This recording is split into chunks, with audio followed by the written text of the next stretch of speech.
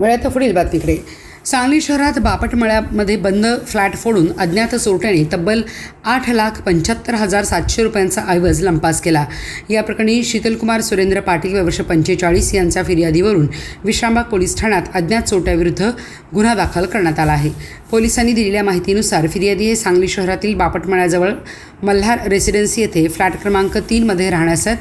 24 जून 2026 रोजी सकाळी 9 ते सायंकाळी 6 वाजण्याच्या दरम्यान अज्ञात चोरट्यांनी त्यांच्या फ्लॅटच्या मुख्य दरवाजाचा कडीकोंडा तोडून घरात प्रवेश केला. त्यानंतर बेडरूममधील लोखंडी कपाट उचकटून त्यामधील विविध प्रकारचे सोन्याचे मंगळसूत्र, अंगठ्या, कानातील दागिने, चेन, पाटल्या, चांदीच्या आरती सेट, चांदीचे दागिने तसेच 24,000 रुपये रोख रक्कम असा एकूण 8,75,700 रुपये किमतीचा मुद्देमाल लंपास केला. या प्रकरणी अज्ञात चोरट्याविरुद्ध विश्रामबाग पोलीस ठाण्यात गुन्हा दाखल करण्यात आला असून पोलीस पुढील तपास करत आहेत.